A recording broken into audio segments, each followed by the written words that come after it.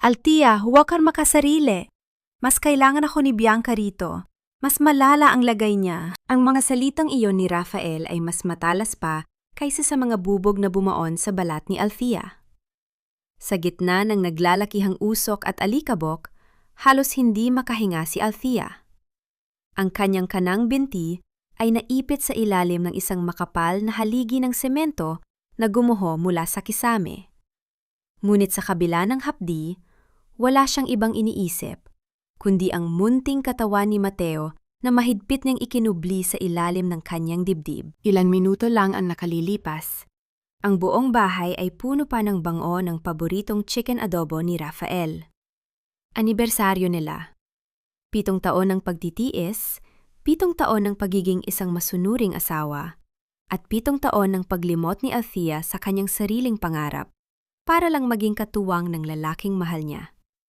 Nakasuot pa siya ng magandang pulang damit, ang paborito nito, at naghihintay sa hapagkainan nang biglang yumukod ang mundo. Ang marahas na pagyanig ay tila isang galit na higante na niyanig ang kanilang pundasyon hanggang sa maging abo ang lahat. Nang makita niya si Rafael na pumasok sa gumuhong pintuan, akala ni Althea ay dumating na ang kanyang langit. Rafael! Tulong! Si Mateo! Ang namamaos niyang pagsusumamo. Ngunit ang kanyang asawa ay hindi lumapit sa kanya. Ang mga mata nito ay nakatitig sa kabilang silid, kung saan naririnig ang matinis at tila pilit na pag-iyak ni Bianca, ang kanyang sekretarya. I'm sorry, Althea. I have to save her first. Babalik ako, panggako. Babalik ako para sa inyo. Mabilis na sabi ni Rafael, nang hindi man lang tinitingnan ang dugo ang muka ng kanyang asawa. Ang bawat hakbang ng lalaki palayo ay tila isang hatol ng kamatayan. Ang katahimikang sumunod ay mas nakabibingi kaysa sa mismong lindol. Naiwan si Althea sa kailaliman ng mga guho. Ang lamig ng semento ay unti-unting nanunuot sa kanyang buto. Ngunit ang mas matinding lamig ay nagmumula sa kanyang puso na tila unti-unting nagiging yelo. Nararamdaman niya ang maliliit na hikbi ni Mateo sa kanyang ilalim. Isang mahinang tunog nagpapaalala sa kanya na wala siyang karapatang sumuko. Sinubukan niyang yurong ang kanyang binte. Ngunit ang bawat galaw ay nagdudulot ng tila kuryenteng sakit na gumuguhit sa kanyang buong katawan. Ang kanyang mga kuko ay bumaon sa tuyong lupa at alikabok, pilit na humahanap ng kahit anong kakapitan. Sa kanyang isip, paulit-ulit na bumabalik ang mukha ni Rafael, ang lalaking pinagkatiwalaan niya ng kanyang buhay, ang lalaking tinalikuran niya ang lahat ng karanyaan ng pamilyang Madrigal para lamang makasama. Gaano katagal ang kailangan niyang hintayin? 1 oras? 2 oras? Ang bawat patak ng dugo mula sa kanyang sugat ay tila 1 orasan na nagbibilang ng nalalabi niyang lakas. Sa labas, naririnig niya ang malalayong sirena ng ambulansya, ang mga sigaw ng mga taong naghahanap ng kanilang mahal sa buhay. Ngunit tila nakalimutan na sila ng mundo sa ilalim ng madilim na libingang ito. Mama? Gutom? Mama? Ang mahinang bulong ni Mateo. Ang boses ng bata ay tila isang saksak sa puso ni Althea. Hinaplos niya ang buhok ng anak sa gitna ng kadiliman, kahit na ang kanyang sariling kamay ay nanginginig sa panghihina. Huwag kang mag-alala, anak. Nandito si Mama. Hindi tayo pababayaan ng Diyos. Ang pagsisinungaling niya, habang ang kanyang sariling pananampalataya ay tila gumuho na rin kasabay ng kanilang bahay. Sa gitna ng kanyang paghihingalo, isang mapait na tawa ang kumawala sa kanyang tuyong lalamunan. Naalala niya ang lahat ng mga gabi na nagpuyat siya para asikasuhin ang mga gamit ni Rafael. Ang mga sakripisyong ginawa niya para makatipid sila habang nagsisimula pa lang ang negosyo nito. Ang lahat ng iyon ay itinapon lang sa basurahan para sa isang babaeng kahapon lang naman nakilala. Unti-unting bumibigat ang kanyang mga pilik mata. Ang dilim ay tila isang malambot na kumot na nag-aanyaya sa kanya na matulog na at huwag nang gumising. Ngunit bago pa siya tuluyang lamunin ng kawalan, isang imahe ang malinaw na rumehistro sa kanyang balintataw. Ang hitsura ni Rafael habang buhat-buhat si Bianca, ang paraan ng pagprotekta nito sa babae na tila ba ito ang pinakamahalagang hiyas sa mundo. Ang pag-ibig na dati ay nagbibigay ng init sa kanyang buhay ay tuluyan ng pumanaw at sa lugar nito ay sumibol ang isang bagay na mas matindi, mas matalim at mas mapanganib. Isang galit na kasing lalim ng hukay na kinaroroonan niya ngayon. Kung ito ang huling sandali ko, bakit ang sakit-sakit pa rin? Bakit kailangang sa ganitong paraan matapos ang lahat? Sa gitna ng kanyang panalangin para sa himala, isang malakas na tunog ng pagkayod ng semento ang marinig niya mula sa itaas. May liwanag na pumasok sa isang maliit na siwang. Ngunit hindi ito ang mukha ni Rafael. Isang estranjero ang nakasilip. Ang mga mata nito ay puno ng pag-aalala at determinasyon. May tao ba riyan? Kumapit ka, ilalabas namin kayo. Ang sigaw ng isang baritunong boses. Pumikit si Althea. Ang huling luhang pumatak sa kanyang pisingi ay hindi para sa takot, kundi para sa isang sumpa. Sa bawat hiningang pilit niyang hinahablot mula sa maruming hangin, isang pangako ang uukit sa kanyang kaluluwa. Kung bibigyan man siya ng pagkakataong muling makakita ng liwanag, titiyakin niyang ang bawat luha ni Mateo ay babayaran ni Rafael ng sarili nitong dugo at tanggal. Ang Althea na nagmahal ng tapat ay namatay na sa ilalim ng mga guhong ito. At kung meron mga lalabas ng buhay, yon ay isang babaeng wala nang ititira para sa awa. Sapat na ba ang isang patawad para mabura ang marka ng pagtataksil sa gitna ng kamatayan? O ang dilim na ito ang magiging duya ng isang paghihiganta na walang kapatawaran? Huwag kang pipikit, parang awa mo na kumapit ka sa boses ko. Hindi kita bibitawan. Ang boses na yon ay hindi kay Rafael. Hindi yon ang malambing at pamilyar na tinig na ipinangako sa kanya sa harap ng altar 7 taon na ang nakalilipas. Ito ay boses ng isang lalaking tila nakikipagkarera sa kamatayan. Puno ng pagmamadali, pagod, at isang uri ng determinasyon na hindi kailanman naisagawa ni Rafael para sa kanya. Sa gitna ng malabong paningin ni Althea, nakita niya ang mga daliri ng lalaking ito. Ang mga kuko nito ay puno ng itim na dumi at sariwang dugo dahil sa paghukay sa matitigas na tipak ng semento. Ang bawat pagkayod ng mga kamay nito sa magaspang na bato ay lumilika ng isang tunog ng pag-asa na unti-unting nagigising sa kanyang nananamlay na diwa. Nakakatawa dahil sa mga sandaling iyon, ang hawak-hawak pa rin ni Althea sa kanyang kaliwang kamay ay ang maliit na kulay asul na panyo na may borda ng pangalan ni Rafael, isang regalong pinagpuyatan niyang gawin, na ngayon ay basahan na lamang na punong-puno ng alikabok at luha. Ang lalaking nagpapakamatay sa paghukay para sa kanya ay si Marcus. Ang kababata niyang tinalikuran niya noon para lamang sumunod sa mga matatamis na salita ni Rafael. Si Marcus, na binalaan siya noon na ang pag-ibig ay hindi lamang tungkol sa nararamdaman, kundi tungkol sa kung sino ang mananatili sa gitna ng unos. Ngayon, sa ilalim ng mga guho, napatunayan ni Althea kung gaano siya naging bulag. Marcus? Ang halos hindi marinig na bulong ni Althea. Ang kanyang lalamunan ay tila punong-puno ng bubog. Nandito ako, Tia. Nandito na ako. Kaunti na lang, mailalabas ko na kayo ni Mateo, sagot ni Marcus. Ang boses nito ay naninginig sa pagod, ngunit ang mga kamay nito ay hindi tumitigil sa pag-angat ng mga mabibigat na debris. Sa bawat pag-angat ng bato, naririnig ang pagngit-ngit ng mga bakal na tila ba nagre-reprotesta sa bigat, ngunit mas malakas ang tibok ng puso ni Althea na nagsusumamo para sa buhay ng kanyang anak. Nang sa wakas ay mailabas si Althea mula sa kailaliman. Ang unang sumalubong sa kanya ay ang malupit na liwanag ng buwan at ang malamig na hangin na humahalik sa kanyang mga sugat.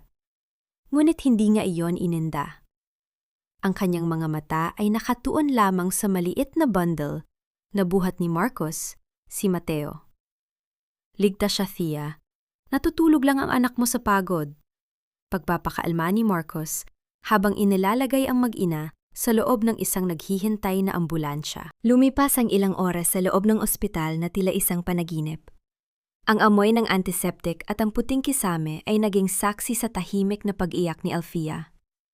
Habang nililinis ng mga nurse ang kanyang mga sugat, ang bawat hapdi ay nagsisilbing paalala ng bawat sandali ng kanyang katangahan.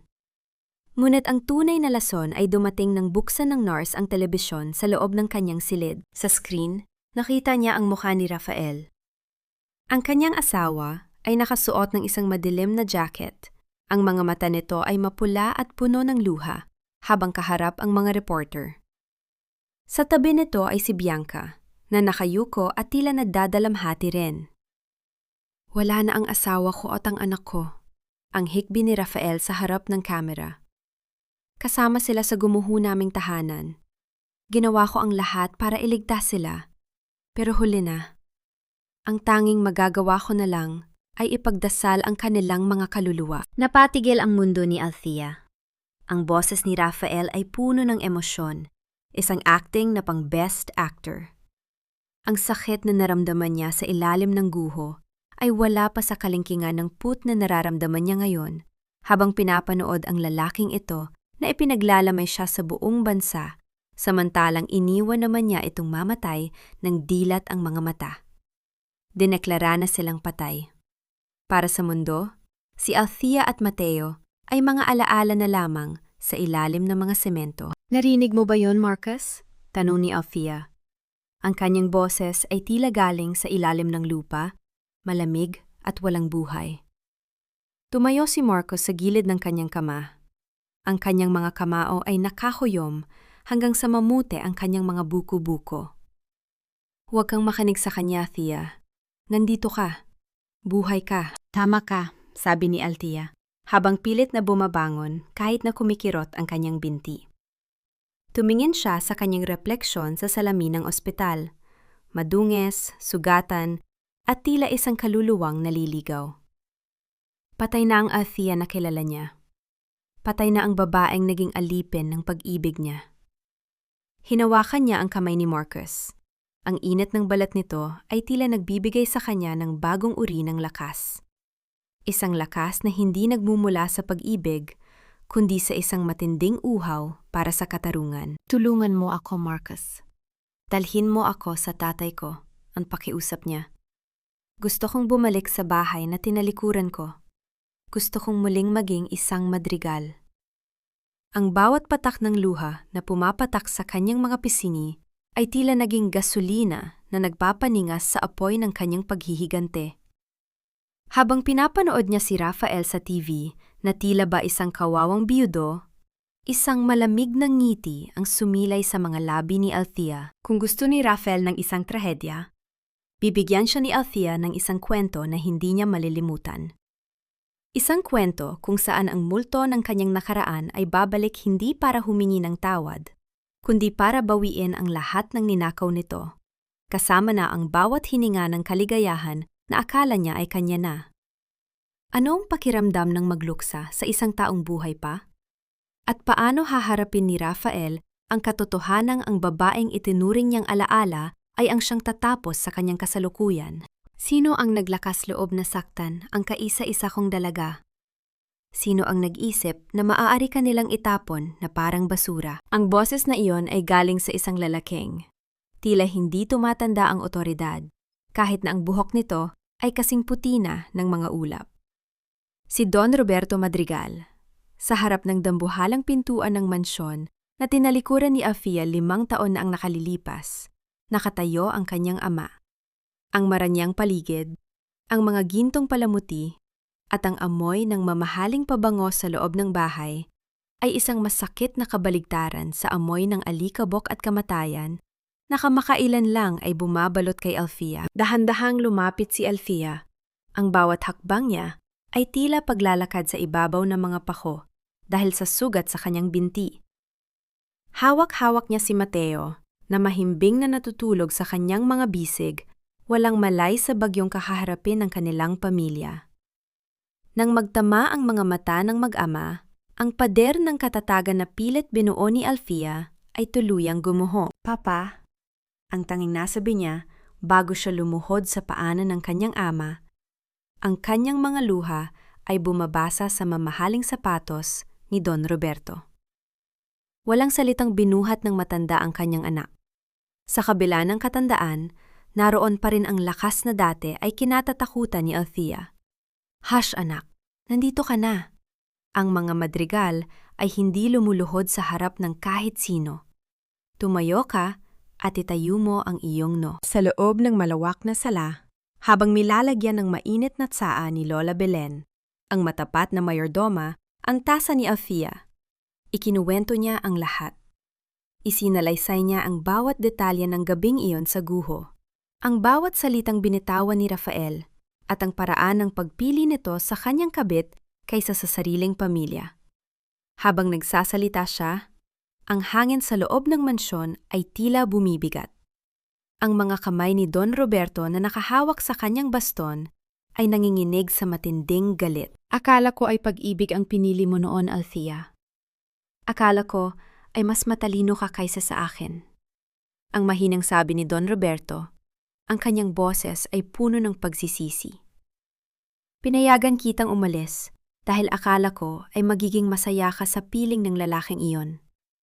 Pero hindi ko akalain na ang pinili mong sandigan ay isang anay na sisira sa iyong buhay. Patawad, Papa. Nagkamali ako. Naging bulag ako. Sagot ni Althea. Ang kanyang boses ay naging matigas na tila bakal. Pero ang Althea na nagkamali ay patay na. Gusto ko siyang pagbayarin.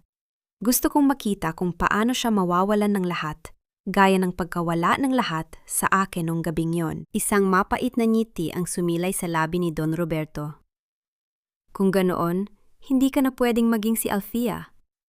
Ang pangalang Althea Salvatierra ay kailangang manatiling nakabaon sa mga guho ng inyong bahay. Para sa mundo, ikaw ay isa ng alaala.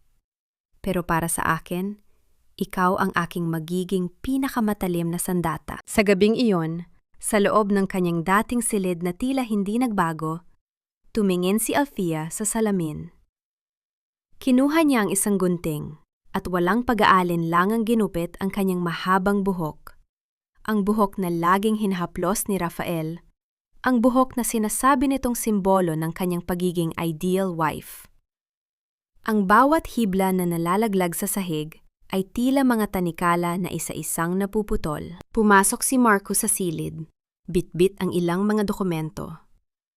Tumigil siya nang makita ang bagong anyo ni Althea. Ang kanyang mga mata ay puno ng paghanga at sakit para sa babaeng lihim niyang minamahal. Handa na ang lahat, Althea. O mas tamang sabihing, Alexandra, sabi ni Marcus habang inilalapag ang isang bagong passport at mga ID sa mesa. Simula bukas, wala nang makakakilala sa iyo. Ikaw na ang bagong CEO ng Madrigal Holdings sa Singapore. Doon ka magpapalakas. Doon mo bubuuin ang bagong ikaw. Hinawakan ni Althea ang bagong dokumento. Alexandra Madrigal. Isang pangalang walang bahid ng kahapon, isang pangalang magdadala ng takot sa puso ng sinumang magtatangkang manakit sa kanya muli. Rafael, Bianca, bulong ni Althea sa harap ng salamin. Ang kanyang mga mata ay nagniningning sa ilalim ng liwanag ng buwan. Magpakasaya kayo sa inyong panandaliang tagumpay. Dahil kapag bumalik ako, hindi ninyo kakayanin ang lamig ng aninong dala ko. Habang ang ulan sa labas ay nagsisimulang pumatak sa mga dahon ng puno, isang katahimikan ang bumalot sa mansyon. Isang katahimikang tila nagbabadya ng isang dambuhalang tsunami. Ano ang gagawin ni Althea kapag nalaman niyang ang kanyang kamatayan ay ginagamit na ngayon ni Rafael upang makuha ang tiwala ng buong publiko? At gaano kalayo ang kayang gawin ng isang ama para sa kanyang anak na minsan nang nawala? Isang taon ang mabilis na lumipas na tila isang malupit na biro ng tadhana. Sa gitna ng isang eksklusibong subdivision sa Tagaytay, isang marangyang mansyon ang unti-unting nabubuo. Isang palasyong gawa sa puting bato at salamin, na itinayo sa itaas ng mga pangarap na dinurog ng lindol. Ang bawat hollow block na inilalagay, ang bawat tiles na pinapakintab ay binayaran ng perang nakuha ni Rafael mula sa insurance at sa mga ari-ariang naiwan ni Althea na mabilis niyang inilipat sa kanyang pangalan. Sa loob ng pansamantalang tirahan nila, ang amoy ng sariwang luto na pasta at ang tunog ng tawanan ay pumapaimbulog sa hangin. Si Bianca, na ngayon ay mas nagniningning dahil sa mga mamahaling alahas na nakasuot sa kanyang leeg, ay masayang iniikot ang isang baso ng mamahaling alak. Babe, look at this. Ang ganda ng disenyo ng master bedroom natin. Malambing na sabi ni Bianca habang ipinapakita ang isang blueprint kay Rafael. Sabi ng architect, by next month, pwede na tayong lumipat. Finally, makakaalis na tayo sa maliit na bahay na ito na laging nagpapaalala sa akin ng, alam mo na. Si Rafael, na nakaupo sa harap ng kanyang laptop, ay tumingala at pilit na ngumiti. Ang kanyang muka ay mas mukhang kagalang-galang ngayon, suot ang isang mamahaling polo shirt. Naging matagumpay ang kanyang negosyo sa konstruksyon matapos niyang gamitin ang kwento ng kanyang pagdadalamhati para makuha ang simpatya ng mga kliyente. Siya ang itinuturing na ideal widower ng lipunan, ang lalaking matatag na bumangon mula sa trahedya. Don't worry, Bianca. Ibibigay ko sa iyo ang lahat ng hindi na ibigay ng nakaraan. Karapat-dapat ka sa pinakamaganda dahil ikaw ang nanatili sa tabi ko noong wala na akong matakbuhan, sagot ni Rafael sabay haplos sa kamay ng babae. Ngunit sa kabila ng karanyaan, may mga sandaling natitigilan si Rafael. Kapag tumatahimik ang paligid, tila naririnig pa rin niya ang mahinang tinig ni Mateo na tumatawag sa kanya. At ang huling tingin ni Althea na puno ng pag-asa bago niya ito talikuran. Mabilis niyang iiling ang kanyang ulo upang itaboy ang mga multong iyon. Para sa kanya, ang mga madrigal ay wala na, at ang nakaraan ay dapat nang manatiling nakabaon sa ilalim ng lupa. Babe, may dumating na sulat, sabi ni Bianca, na ang boses ay naging seryoso. Galing daw sa isang courier, gold leaf ang envelope, halatang galing sa isang napakayamang kumpanya. Kinuha ni Rafael ang envelope. Ang bango ng papel ay kakaiba, mabigat, elegante, at tila nagdadala ng isang familiar na aura na hindi niya maipaliwanag. Nang buksan niya ito, isang imbitasyon ang tumambad sa kanya para sa isang engrandeng business gala na gaganapin sa Manila Hotel. Ang layunin ng kaganapan ay ang paglulunsad ng Madrigal Alexandra Global Group, isang higanteng kumpanya mula sa ibang bansa na naghahanap ng mga lokal na partner para sa kanilang mga susunod na malalaking proyekto. Namilog ang mga mata ni Rafael. Madrigal? Akala ko ay bumagsak na ang pamilyang yon matapos mamatay si Althea at mawala ang balita tungkol sa kanyang ama. Baka malalayong kamag-anak lang, Rafael, sabi ni Bianca. Habang tinitingnan ang sarili sa salamin, sinusukat ang isang bagong pares ng hikaw na binili niya gamit ang credit card na nakapangalan pa rin sa yumaong asawa ni Rafael. Ang mahalaga, invited tayo. Isipin mo, kung makuha natin ang tiwala ng Miss Alexandra na ito, tayo na ang magiging pinakamakapangyarihang pangalan sa industriya. Napaniti si Rafael. Miss Alexandra. Sabi rito, siya ang nag-iisang tagapagmana ng Madrigal Fortune sa Singapore. Napakailap daw niya sa media, pero siya ang pinakamatalino at pinakamayamang babaeng negosyante ngayon. Hindi alam ni Rafael habang binabasa niya ang imbitasyong iyon sa kabilang panig ng lungsod, sa loob ng isang madilim na sasakyan, isang babae ang nakatingin sa kanilang bahay. Ang kanyang buhok ay maikli at kulay abo. Ang kanyang mga mata ay tago sa likod ng mamahaling sunglasses. Ang kanyang mga labi ay nakatikom, ngunit ang kanyang puso ay sumisigaw ng isang pangalan na matagal na niyang kinalimutan. Tiningnan ni Althea, na ngayon ay kilala na bilang Alexandra, ang litrato ni Rafael at Bianca na nakapost sa isang social media page kung saan ipinagmamalaki nila ang kanilang bagong mansyon. Ang bawat ngiti nila ay tila isang insulto sa bawat patak ng dugo at luha na ibinuhos niya sa ilalim ng mga guho. Magdiwang kayo, Rafael, bulong ni Alexandra. Ang kanyang boses ay malamig at walang anumang emosyon. Sulitin ninyo ang bawat sandali sa itaas ng inyong tore. Dahil ang imbitasyong hawak mo ngayon ay hindi pintuan para sa iyong tagumpay, kundi ang unang hakbang patungo sa iyong sariling impyerno. Dahan-dahang itinaas ng driver ang salamin ng kotse at ang sasakyan ay tahimik na umalis na nagiiwan lamang ng bakas ng usok sa kalsada. Ano ang gagawin ni Rafael kapag nakita niya ang mukha ng babaeng pumatay sa kanyang konsensya? At handa ba si Bianca na harapin ang isang reyna na ang tanging layunin ay bawiin ang koronang ninakaw nito? Minsan, ang mga patay ay hindi nananatiling nakabaon, lalo na kung ang kanilang mga huling hininga ay ninakaw ng mga taong pinagkatiwalaan nila. Ang bulong na iyon sa isip ni Alexandra ay tila isang sumpa habang nakatayo siya sa harap ng dambuhalang salamin ng Manila Hotel. Nakasuot siya ng isang mahabang gown na kulay ginto na tila ba binalot siya ng apoy. Ang kanyang maikling buhok ay maayos na nakastyle at ang kanyang mukha, bagamat pamilyar ang mga hugis, ay binalot ng isang aura ng kapangyarihan at lamig na kailanman ay hindi nakita kay Alfia. Sa kanyang leeg ay nagniningning ang isang diamanting kuwentas na mas mahal pa kaysa sa lahat ng ari-arian ni Rafael. Sa loob ng ballroom, ang ingay ng mga tawanan at ang kalansing ng mga mamahaling kubyertos ay punong-puno ng kakinangan. Dumating sina Rafael at Bianca na tila ba sila ang hari at reyna ng gabi. Si Rafael ay tuwid na tuwid ang tayo, suot ang kanyang tuksido, habang si Bianca ay nakakapit sa kanyang braso, ang mga mata ay palipat-lipat sa mga sikat na personalidad, pilit na ipinapakita na kabilang na rin sila sa matataas na lipunan. Babe, tingnan mo, ang daming reporters. Bulong ni Bianca, ang kanyang ngiti ay hanggang tenga. Kapag nakipag-shake hands ka kay Miss Alexandra mamaya, siguradong bukas ay nasa front page na tayo ng lahat ng business magazines. Gagawin ko ang lahat para makuha ang loob niya, Bianca, sagot ni Rafael habang inaayos ang kanyang kurbata. Ang Madrigal Alexandra Group ang susi para maging global ang kumpanya natin. Biglang tumahimik ang buong silid nang bumukas ang malaking pinto sa gitna. Ang lahat ng mata ay lumingon sa itaas ng hagdanan. Doon, dahan-dahang humahakbang pababa ang isang babae.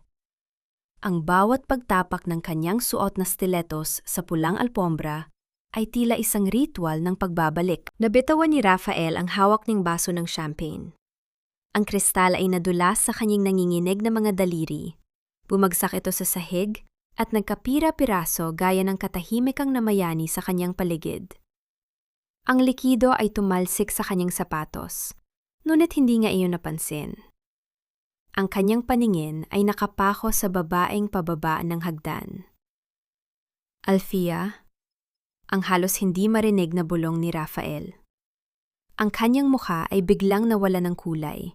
Naging kasing puti ng papel. Ano ka ba, Rafael? Mabilis na saway ni Bianca, sabay kurot sa braso ng asawa. Anong Alfia? Patay ng asawa mo, di ba? Namamatanda ka lang. Look at her. She's Alexandra Madrigal. She's way more elegant and powerful than your ex-wife. Sinubukan ni Rafael na kumurap. Pilit na iwinawaksi ang imaheng nakikita niya. Tama si Bianca, naisip niya. Si Alfia ay isang simpleng may bahay, laging nakasuot ng apron, at ang mukha ay laging bakas ang pagod. Ang babaeng nasa harap niya ngayon ay tila isang reyna na galing sa ibang mundo. Ngunit ang mga matang iyon ay tila nakita na niya sa kanyang mga pinakamasamang panaginip. Lumapit ang host ng gala at ipinakilala ang panauhin. Ladies and gentlemen, let us all welcome the CEO of Madrigal, Alexandra Global, Miss Alexandra Madrigal. Ang masigabong palakpakan ay bumasag sa pagkakatulala ni Rafael. Nakita niya lumalakad si Alexandra patungo sa kanilang direksyon. Ang bawat hakbang nito ay tila isang banta. Nang tumigil ang babae sa harap nila, ang amoy ng kanyang pabango, isang kakaibang timpla ng jasmine at sandalwood, ay biglang nagpabalik sa alaala ni Rafael ng kanilang anibersaryo. Ang huling gabi, bago ang lindol. Miss Alexandra, a pleasure to meet you. I am Rafael Salvatierra, CEO of Salvatierra Construction. Wika ni Rafael. Pilit na pinatatatag ang kanyang boses habang inilahad ang kanyang kamay.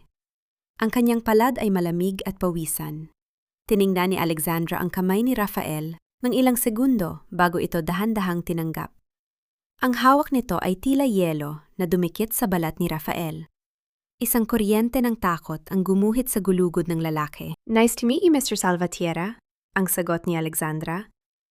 Ang boses nito ay malalim, malambing, ngunit may talim na tila kayang humiwa ng kaluluwa. Tumingin siya kay Bianca, na ngayon ay pilit na nagpapansin. At sinong magandang ginang na ito? Ang iyong asawa? I am Bianca, his partner. Mabilis na sagot ni Bianca, habang tinitingnan mula ulo hanggang paa ang suot ni Alexandra.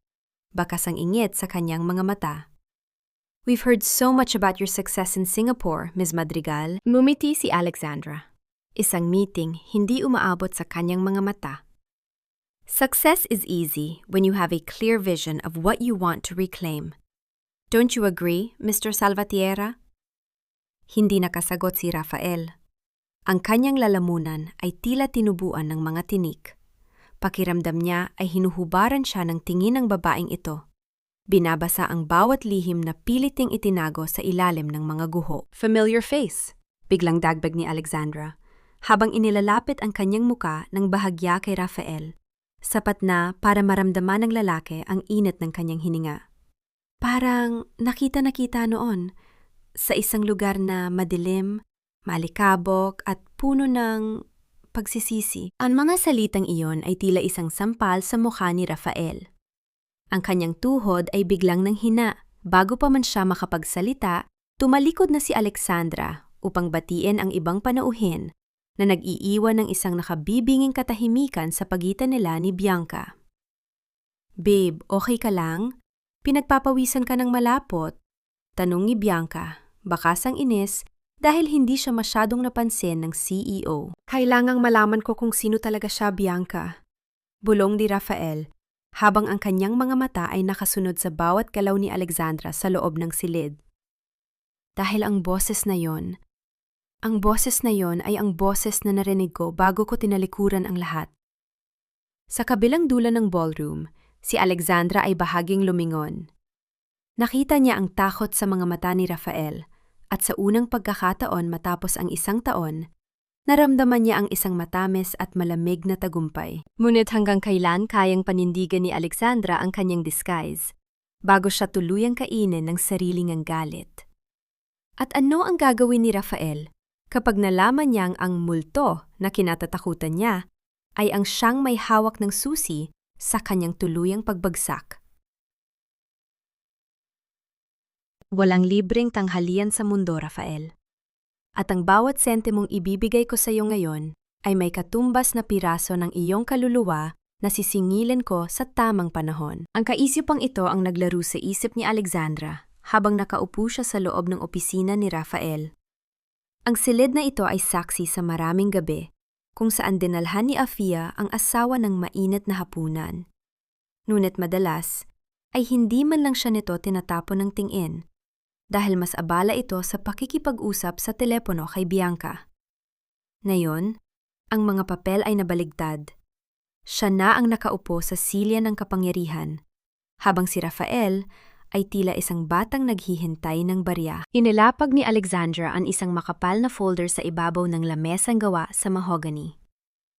This is the Madrigal Alexandra Joint Venture Proposal, Mr. Salvatierra. 1 bilyong pisong halaga ng kontrata para sa rehabilitasyon ng mga pampublikong gusali sa buong Luzon. At ang gusto kong maging main contractor ay ang Salvatierra Construction. Halos lumuwa ang mga mata ni Rafael sa narinig. Ang halagang binanggit ni Alexandra ay sapat na upang mapabilang siya sa pinakamayayamang negosyante sa bansa. Ang kanyang kamay ay nanginginig habang dahan-dahang binubuklat ang mga pahina ng dokumento. Hindi niya napansin ang bahagyang panginginig din ng mga labi ni Alexandra, hindi dahil sa kaba, kundi dahil sa matinding puot na pilit niyang ikinukubli sa likod ng isang propesyonal na muka. Bakit kami, Miss Alexandra? Maraming mas malalaking kumpanya kaysa sa amin. Tanong ni Rafael, bagamat ang kanyang kasakiman ay nagsisimula ng lamunin ang anumang bahid ng pagdududa. I value history, Rafael, sagot ni Alexandra, habang ang kanyang mga mata ay nananatiling malamig gaya ng semento sa gitna ng lindol. Nakita ko kung paano ka bumangon mula sa trahedya. I admire people who can survive after losing everything. Kaya naman, sa deal na ito, kukunin mo ang 70% ng profit at ako ang bahala sa lahat ng materyales. Ang kailangan mo lang gawin ay pirmahan ito. Ang bawat salita ni Alexandra ay tila isang matamis na kanta ng sirena na humihila kay Rafael patungo sa gitna ng dagat. Ang mga kondisyon ay masyadong maganda para maging totoo. Ngunit ang uhaw ni Rafael sa kapangyarihan at ang pangangailangang tustusan ang marangyang buhay ni Bianca ay nagtakip sa kanyang sentido komun. Pumasok si Bianca sa opisina.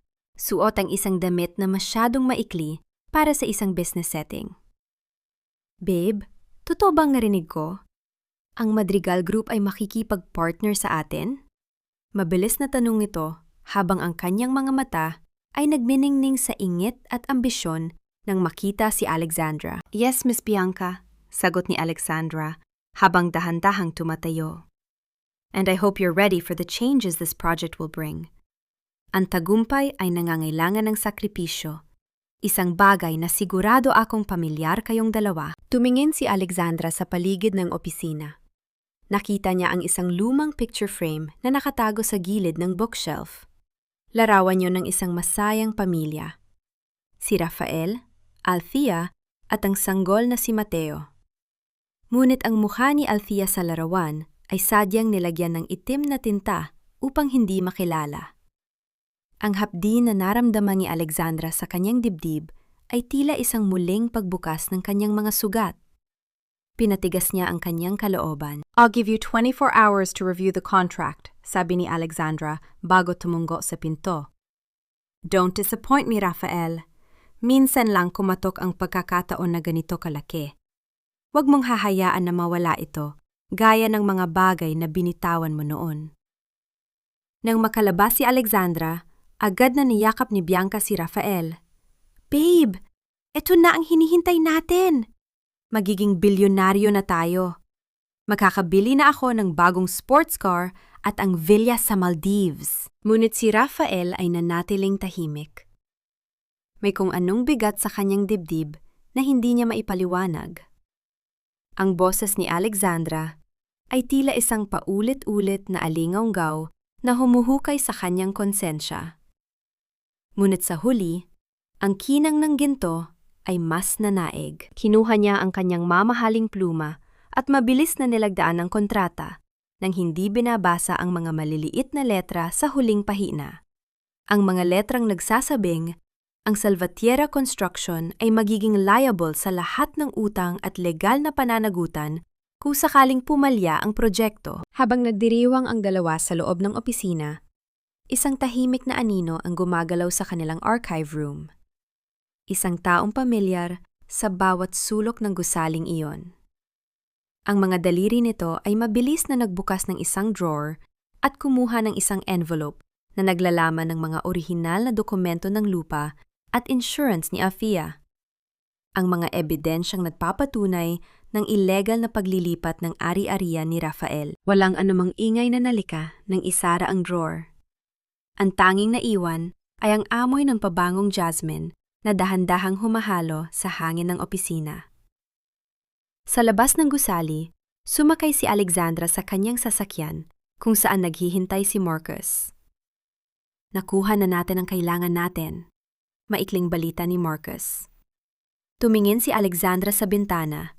Pinapanood ang anino ng kumpanyang itinayo niya kasama si Rafael, na ngayon ay handa na niyang gibain. Nagsimimula na ang pagguho, Marcus, bulong niya. At sa pagkakataong ito, walang sinumang makakapagligtas kay Rafael. Kahit ang sarili niyang kasakiman, ay hindi siya kayang iyahon sa hukay na siya mismo ang naghukay. May mga utang na hindi nababayaran ng pera. May mga pagkakamaling kahit anong yaman ay hindi kayang itago. At habang masaya si Rafael sa kanyang akalang tagumpay, Hindi niya alam na ang bawat segundong lumilipas ay isang hakbang palapit sa kanyang tuluyang pagkakadapa. Saan hahantong ang kasakiman ni Rafael at Bianca kapag nalaman nilang ang gintong hinahawakan nila ay unti-unti nang nagiging abo? At anong sakripisyo pa ang kailangang gawin ni Alexandra upang makuha ang katarungang matagal nang ipinagkait sa kanya? Ang isang bahay na itinayo sa kasalanan ay hindi kailanman magiging tahanan. Ito ay isang kulungan lamang na nababalot ng ginto, kung saan ang bawat dingding ay saksi sa bawat luhang pilit na ibinabaon sa limot. Ito ang nararamdaman ni Lola Esther habang nakaupo siya sa kanyang wheelchair sa isang sulok ng malawak at malamig na mansyon ni Rafael. Ang matanda na dati ay puno ng buhay at laging may ngiti para sa kanyang manugang na si Althea, ngayon ay tila isang anino na lamang sa sarili niyang pamamahay. Ang kanyang mga mata ay malabo na, ngunit malinaw pa rin sa kanyang pandinig ang bawat masakit na salitang ibinabato ng babaeng pumalit sa posisyon ni Althea. Inay, ilang beses ko bang sasabihin sa inyo na huwag kayong lalabas dito sa garden nang walang kasama? Tingnan ninyo, ang dumi-dumi na naman ang laylayan ng duster ninyo. Nakakahiya kapag may dumating na mga bisita ni Rafael, ang singhal ni Bianca. Ang kanyang boses ay matinis, puno ng pagkairita, na tila ba ang pag-aalaga sa biyenan ay isang mabigat na parusang kailangan niyang pasanin. Pasensya ka na, Bianca. Gusto ko lang namang makalanghap ng sariwang hangin. Ang mahinang sagot ni Lola Esther. Ang kanyang boses ay nanginginig. Bakas ang takot at lungkot. Sariwang hangin? May aircon naman sa kwarto ninyo. Doon na lang kayo para hindi kaya nakakasagabal sa mga plano ko sa dekorasyon ng bahay na ito. Mabilis na tugon ni Bianca bago ito tumalikod at naglakad palayo. Ang bawat tunog ng kanyang mga paa sa sahig ay tila isang pagtataboy sa dignidad ng matanda. Hindi alam ni Bianca na sa labas ng gate ng mansyon, may isang sasakyang nakaparada. Sa loob nito, nakamasid si Alexandra. Ang kanyang mga kamao ay nakakuyom hanggang sa mamuti ang kanyang mga buko-buko habang pinapanood mula sa malayo ang pagmamaltrato kay Lola Esther. Si Lola Esther ang tumayo niyang ina nang mamatay ang kanyang sariling ina. Ito ang nagturo sa kanya kung paano maging matatag, at ito rin ang tanging tao sa pamilya Salvatierra na tunay na nagmahal sa kanya at kay Mateo. Nang umalis si Bianca para mag-shopping, nakahita ng pagkakataon si Alexandra. Gamit ang isang peking dahilan, na siya ay kinatawan ng Madrigal Group para magdala ng mga housewarming gifts. Pumasok siya sa mansyon. Ang mga katulong, na bago na ang lahat at walang malay sa nakaraan, ay hinayaan siyang pumasok sa garden kung saan naiwang mag-isa si Lola Esther. Dahan-dahang lumapit si Alexandra. Ang bawat hakbang niya sa damuhan ay tila pagbabalik sa mga hapon kung saan magkasama silang nagtatanim ng mga rosas ni Lola Esther. Nang makarating siya sa likuran ng matanda, nakita niya ang panghinginig ng mga balikat nito. Umiiyak ang kanyang dating biyenan. Huwag po kayong umiyak, inay. Ang mahinang bulong ni Alexandra. Hindi niya napigilan ang sarili na tawagin itong inay, ang tawag na nakasanayan niya sa loob ng 7 taon. Napatigil si Lola Esther. Dahan-dahan niyang inikot ang kanyang wheelchair upang harapin ang estrangera. Sino ka? Bakit ang boses mo ay tila isang panaginip? Lumuhod si Alexandra sa harap ng matanda. Binaliwala ang dumi sa kanyang mamahaling gown. Kinuha niya ang isang shawl mula sa kanyang bag at dahan-dahang binalot ito sa mga balikat ni Lola Esther. Ang paraan ng kanyang pag-aayos sa tela, isang partikular na tupi sa gawing kaliwa, ay isang bagay na siya lang ang gumagawa para sa matanda. Isa po akong kaibigan. Ang pagsisinungaling ni Alexandra, habang ang kanyang mga mata ay nagsisimulang manubig. Hinawakan niya ang kulubot na kamay ni Lola Esther. Nandito po ako para tiyaking maayos ang kalagayan ninyo. Napatitig si Lola Esther sa muka ni Alexandra. Bagamat maikli ang buhok nito at puno ng makeup ang muka, may isang bagay sa mga mata ng babae na hindi kayang itago ng anumang pagbabalat kayo. Hinaplos ng matanda ang mga daliri ni Alexandra. Binabasa ang bawat linya ng palad nito, gaya ng ginagawa niya noon kapag nagkukwentuhan sila. Ang boses na ito, ang haplos na ito, ang nauutal na sabi ni Lola Esther. Biglang nanlaki ang kanyang mga mata nang maramdaman niya ang isang maliit na peklat sa hintuturo ni Alexandra. Isang peklat na nakuha ni Althea noong bata pa siya, habang nagluluto para kay Rafael. Althea? Ang pabulong na tanong ni Lola Esther. Ang kanyang mga kamay ay nagsimulang manginig sa matinding gulat at pag-asa. Ikaw ba yan, anak? Ikaw ba ang aking Althea na sinabi nilang kinuha na ng lindol? Napatigil ang paghinga ni Alexandra. Ang katahimikan sa garden ay tila nabalot ng isang dambuhalang tensyon. Sa malayo, narinig ang tunog ng pagdating ng sasakyan ni Bianca. Ang oras niya ay tapos na. Dahan-dahang tumayo si Alexandra, hindi binibitawan ang tingin ng matanda. Kailangan ko na pong umalis, inay. Ngunit tandaan ninyo, hindi po kayo nag-iisa. Malapit na pong matapos ang inyong pagtitiis. Bago pa man makasagot si Lola Esther, mabilis na lumabas si Alexandra sa side gate, iniwan ang matanda na tila estatwa sa gitna ng garden. Pagpasok ni Bianca sa loob ng bahay, nakita niya si Lola Esther na nakatingin sa kawalan, may hawak na isang shawl na may amoy ng jasmine. Saan galing yan? Sino ang pumasok dito? Ang galit na tanong ni Bianca, ngunit hindi sumagot si Lola Esther. Isang lihim na ngiti ang sumilay sa kanyang mga labi. Isang ngiti na puno ng pananabik at takot. Ang boses na narinig niya ay hindi boses na isang multo, kundi boses ng isang babaeng muling nabuhay para itama ang lahat.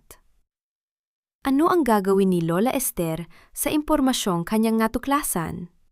At paano makakaapekto ang muling pagtatagpo na ito sa plano ni Alexandra na manatiling tago sa mga mata ng mga Salvatierra? Minsan, ang tunay na bayani ay hindi ang taong humaharap sa dambuhalang alon, kundi ang taong nananatili sa tabi mo habang binubuo mo ang iyong sarili mula sa pagkawasa. Ito ang kaisipang pumasok sa isip ni Alexandra habang nakatayo siya sa hamba ng pinto ng kanilang pansamantalang tahanan. Pagod ang kanyang katawan at ang kanyang kaluluwa ay tila mas lalong naging mabigat matapos ang emosyonal na pagkikita nila ni Lola Esther. Ngunit ang lahat ng pait ay tila natutunaw nang makita niya ang eksena sa loob ng sala. Si Marcus ay nakaupo sa sahig kasama si Mateo.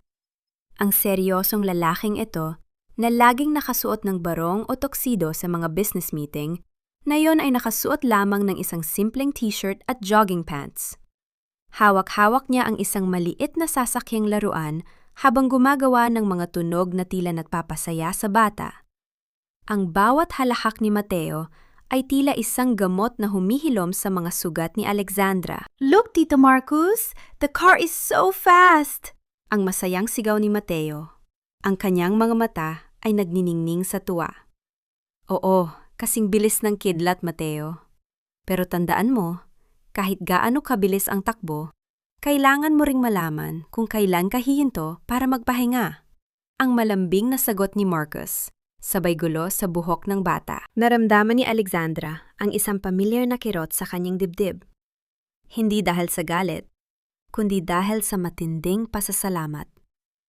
Si Marcus ang laging nandoon. Siya ang humukay sa kanya sa guho, siya ang nagbayad ng mga bill sa ospital, at siya ang nagbigay ng bagong pangalan at pagkakataon. At higit sa lahat, siya ang tumatayong ama kay Mateo na hindi man lang naitawid ni Rafael. Humasok si Alexandra sa loob at agad siyang napansin ni Marcus. Tumayo ang lalaki. Bakas ang pag-aalala sa kanyang mga mata nang makita ang bahagyang pamamaga ng mga mata ni Alexandra. "Mateo, baby, go to your room first and wash up. Lola Belen has prepared your snacks," utos ni Alexandra sa anak. Nang makaalis ang bata, lumapit si Marcos sa kanya. "Kumusta ang pagbisita mo sa mansyon? Nakita mo ba siya?" Mahinang tanong ni Marcos. Hindi sumagot si Alexandra. Sa halip, isinandal niya ang kanyang noo sa balikat ni Marcos. Ang bawat hininga niya ay mabigat, puno ng pagsisisi at pangungulila. Nakilala niya ako, Marcus. Kahit anong gawin kong pagtatago, ang puso ng isang ina ay hindi kayang dayain. Dahan-dahang itinaas ni Marcus ang kanyang kamay. Nag-aalinlangan noong una, hanggang sa marahan niyang hinaplos ang likod ni Alexandra. Ang init ng kanyang palad ay tila isang baluti na nagtatanggol sa babae mula sa lahat ng lamig ng mundo. Thea, Alexandra, hindi mo kailangang pasanin ang lahat ng ito ng mag-isa. Ang bulong ni Marcus. Ang kanyang boses ay puno ng emosyong matagal na niyang itinatago. Nandito ako. Handa akong maging anino mo. Handa akong maging sandigan mo hanggang sa matapos ang lahat ng ito. Tumingala si Alexandra at sa loob ng ilang segundo, nagtagpo ang kanilang mga mata. Ang distansya sa pagitan nila ay tila nawala, at ang tanging naririnig ay ang tibok ng kanilang mga puso sa gitna ng katahimikan ng silid. May kung anong kilig na gumuhit sa puso ni Alexandra. Isang pakiramdam na akala niya ay kasama ng namatay ni Althea. Ngunit bago pa man lumalim ang sandaling iyon, mabilis siyang lumayo. Hindi ko pa kaya, Marcus. Hindi ko pa kayang magbigay ng higit pa sa pasasalamat, ang mahinang sabi ni Alexandra. Ang kanyang mga mata ay puno ng lungkot. Ang puso ko ay punong-puno pa ng galit. Baka masunog ka lang kapag lumapit ka pa. Numiti si Marcus, isang ngiting mapait, ngunit puno ng pag-asa. Hahayaan kong masunog ako. Basta alam kong sa huli, ang apoy na yon ang magbibigay sa'yo ng liwanag. Hindi ako nagmamadali, Alexandra. Maghihintay ako, kahit gaano pa katagal. Kinabukasan, dinala ni Marcus si Mateo sa isang pampublikong parke para maglaro. Isang paraan para makahinga ang bata sa gitna ng mahigpit na seguridad sa kanilang tinitirhan. Habang masayang tumatakbo si Mateo sa damuhan, isang itim na SUV ang dahan-dahang huminto sa di kalayuan. Sa loob ng sasakyan, si Rafael ay balisa. Pagkatapos ng pagtatagpo nila ni Alexandra sa gala, hindi na siya pinapatulog ng kanyang mga iniisip. Gusto niyang patunayan sa sarili na namamatanda lang siya, na ang Miss Alexandra na nakilala niya ay walang kinalaman sa kanyang yumaong asawa. Ngunit nang itaas niya ang kanyang binocular para tingnan ang paligid ng park, tumigil ang kanyang mundo. Nakita niya si Marcus, ang lalaking nakita niyang kasama ni Alexandra sa gala. At ang batang buhat-buhat ni Marcus, hindi maari, ang nauutal na sabi ni Rafael. Ang kanyang puso ay nagsimulang tumibok ng mabilis at marahas. Tinitigan niyang mabuti ang bata. Ang hugis ng ilong, ang paraan ng pagtawa, at ang maliit na nuna sa gawing itaas ng kanang tenga. Isang katangiang namana ni Mateo sa kanyang lolo Roberto. Mateo? Ang pabulong na tanong ni Rafael, habang ang kanyang mga kamay ay nagsimulang manginig sa manibela. Kung ang batang iyon ay si Mateo, ibig sabihin ba ay buhay rin si Althea? At kung buhay si Althea, sino ang babaeng tinatawag nilang Alexandra Madrigal? Isang malaking misteryo ang magsimulang mabuo sa isip ni Rafael. Isang misteryo na may dalang panganib at katotohanang hindi niya alam kung handa siyang harapin. Sa kabilang dulo ng parke, naramdaman ni Marcus ang isang kakaibang tingin. Mabilis niyang kinuha si Mateo at tumungo sa kanilang sasakyan. Ngunit, huli na. Ang binhi ng pagdududa ay naitanim na sa isip ng lalaking naging mitya ng kanilang paghihirap. Ano ang gagawin ni Rafael upang kumpirmahin ang kanyang hinala? At paano mapoprotektahan ni Marcus si Alexandra at ang kanilang anak na yung ang kanilang lihim ay nagsisimula ng mabunyag? Bakit pakiramdam ko hindi ka talaga nandoon sa ilalim ng lupang iyon? Bakit tila bawat hininga ko ay may amoy ng alikabok na nagpapaalala sa akin ng iyong muka? Ang kaisipang ito ay tila isang talamak na sakit na nanunuot sa bawat selula ng otak ni Rafael. Nakatayo siya sa harap ng isang marmol na lapida na may nakaukit na pangalang Althea Salvatierra. Ang paligid ay payapa. Tanging ang tunog ng pagaspas ng mga dahon sa hangin ang naririnig. Ngunit sa loob ni Rafael ay may isang dambuhalang bagyo. Isang taon na siyang pumupunta rito. Nag-aalay ng mga puting bulaklak, Ngunit ngayon, lamang siya nakaramdam ng ganitong uri ng kilabot. Pagkatapos niyang makita ang bata sa parke kasama si Marcos, ang lahat ng kanyang katiyakan ay gumuho, na parang mga kastilyong buhangin. Hindi siya mapakali. Ang bawat anino sa kanyang paligid ay tila nagiging figura ni Althea. Sir, tapos na po ang background check na ipinagawa ninyo? Ang boses ng kanyang tauhan sa kabilang linya ng telepono. Tungkol sa pagpapalibing, may kakaiba po kaming natuklasan. Nung gabing kinuha ang mga labi mula sa guho, ang mga tauhan ng funeral parlor ay hindi direktang nakita ang mga mukha dahil sa lala ng pinsala. Pero ang record ng DNA test, tila nawawala sa database ng ospital. Nabitawan ni Rafael ang kanyang cellphone sa damuhan. Ang kanyang puso ay tumitibok ng mabilis, tila isang tambo na nagbababala ng panganib. Dahan-dahan siyang lumuhod at hinawakan ang malamig na marmol ng lapida. Ang kanyang mga daliri ay nanginginig. Sa kanyang balintataw, paulit-ulit na bumabalik ang eksena sa lindol. Ang pagtalikod niya, ang pagsusumamo ni Althea, at ang paraan ng pagpili niya kay Bianca. Kung buhay ka, kung buhay kayo ni Mateo, ang pabulong na sabi ni Rafael. Ang kanyang boses ay naging paos at puno ng takot. Ibig bang sabihin ay bumalik ka para bawiin ang lahat? Nang makauwi siya sa mansyon, sinalubong siya ni Bianca na may malapad na ngiti. Babe, happy anniversary!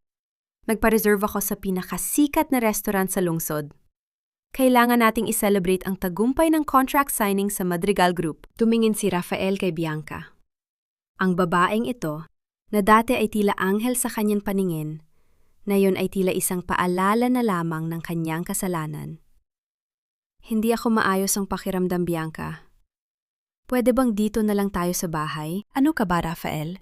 First anniversary natin ito bilang legal na magkapareha sa mata ng publiko. Don't ruin the night. Ang asar na sagot ni Bianca sabay irap. Ang kanyang pagiging kontrabida ay unti-unti nang lumalabas habang nagiging kampante siya sa kanyang posisyon. Napilitan si Rafael na sumunod. Sa loob ng restaurant, habang ang paligid ay nababalot ng tulog ng violin at ang kislap ng mga kandila, ang kanyang isip ay lumilipad. Hindi niya maramdaman ang lasa ng mamahaling wine. Ang nakikita niya lang ay ang mga mata ni Alexandra Madrigal, ang mga matang tila may hawak na apoy ng paghihigante. Order na tayo, babe. I want the most expensive steak. Masayang sabi ni Bianca. Ngunit bago pa man makatawag ng waiter, isang tauhan ng restaurant ang lumapit sa kanilang lamesa. May dala itong isang tahib na plato na gawa sa pila. Good evening, Mr. and Mrs. Salvatierra. Isang espesyal na handog po mula sa isang lihim na tagahanga na nagnanais bumate sa inyong anibersaryo. Ang magalang na sabi ng waiter. Dahan-dahang inangat ng waiter ang takib. Ang amoy na lumabas mula sa plato ay hindi amoy ng steak o anumang putahe sa restaurant na iyon. Ang amoy ay nanuot sa ilong ni Rafael, ang amoy ng toyo, suka, maraming bawang at dahon ng laurel. Chicken adobo. Eksaktong-eksakto ang hitsura nito sa kung paano ito iluto ni Althea. Ang bawat hiwa ng manok, ang pagkakalagay ng mga itlog sa gilid, at ang paboritong pampalasa na siya lang at si Althea ang nakakaalam. Napatayo si Rafael na itulak ang kanyang silya na lumika ng isang marahas na tunog sa sahig ng restaurant. Ang kanyang muka ay naging kasing puti ng telang na katakip sa lamesa. Sinong nagpadala nito? Ang pasigaw na tanong ni Rafael, dahilan upang lumingon ang ibang mga customer. Babe, anong mangyayari sa'yo? Adobo lang yan, nagwawala ka na? Ang ines na tanong ni Bianca. Ngunit nang makita niya ang hitsura ng ulam, natigilan din siya. Naalala niya ang mga hapon sa lumang bahay ni na Rafael, kung saan palaging iyon ang ulam na inihahanda ng plain housewife na si Althea. May kasama po itong card, sir, sabi ng waiter. Sabay abot ng isang maliit na sobreng kulay itim. Binuksan ni Rafael ang sobre na nanginginig ang mga kamay. Sa loob ay may isang maikling sulat na nakasulat sa magandang cursive gamit ang pulang tinta na tila dugo. Sana ay magustuhan ninyo ang lasa ng nakaraan. Ang paborito mong ulam, Rafael. Ang huling ulam na hindi mo natikman dahil mas pinili mo ang bawal na prutas. Happy anniversary. Ang puso ni Rafael ay tila hihinto sa pagtibok. Tumingin siya sa paligid ng restaurant, pilit na hinahanap ang sinumang maaaring nagpadala nito. Sa labas ng salamin na bintana, nakita niya ang isang anino ng babaeng nakatayo sa ilalim ng poste ng ilaw. Ang babaeng iyon ay nakasuot ng itim na belo. Ngunit bago pa man niya ito makilala ng tuluyan, ang anino ay naglaho na sa dilim ng gabi. Buhay siya. Buhay si Althea. Ang pabulong na sabi ni Rafael, habang ang kanyang mga mata ay puno ng matinding kilabot. Ano ang gagawin ni Rafael na ang bawat pagkilos niya ay tila binabantayan ng isang multong hindi na siya hinahayaang makahinga? At gaano pa kalayo ang kayang gawin ni Alexandra upang lasunin ang katinuan ng lalaking sumira sa kanyang buhay? Ang bawat palapag ng tagumpay na itinayo mo sa kasinungalingan ay guguho rin sa oras na ang pundasyon ay tamaan ng katotohanan. Ang kaisipang ito ay tila isang hatol na nakasulat sa bawat sulok ng boardroom ng Salvatierra Construction. Ang sikat ng araw na pumapasok sa malalaking bintana ay tila hindi sapat upang painitin ang malamig na atmosfera sa loob ng silid. Nakaupo si Rafael sa kabisera ng lamesa. Ang kanyang mga mata ay may malalalim na itim na bilog dahil sa puyat at takot. Ang kanyang kumpanya, na dati ay tila hindi matitinag, ngayon ay nasa bingit ng bangin. Ang mga balita ay mabilis na kumalat. Ang mga proyektong pinirmahan niya sa Madrigal Alexandra Group ay nahaharap sa mga legal na usapin dahil sa mga peking materyales na sadyang inihalo sa supply chain. Ngunit ang totoo, ang mga materyales na yon ay inaprubahan ni Rafael nang hindi man lang tinitingnan dahil sa sobrang pagtitiwala niya sa suwerte na dala ni Alexandra. Mr. Salvatierra, ang aming mga investors ay nagsisimula ng mag-pull out, ang boses ng isa sa mga board members puno ng paninisi. Ang stock price natin ay bumagsak na ng 40% sa loob lamang ng isang linggo. Kailangan natin ng milagro. Huwag kayong mag-alala, ang nauutan na sagot ni Rafael habang pinupunasan ang pawis sa kanyang no. Darating si Miss Alexandra. Mangangako siya ng bailout. May tiwala siya sa akin. Eksaktong pagkatapos niyang sabihin yon, ang pintuan ng boardroom ay bumukas ng marahan. Pumasok si Alexandra. Suot ang isang itim na business suit na tila ba pupunta siya sa isang libing. Kasunod niya si Marcos, na may dalang isang itim na briefcase.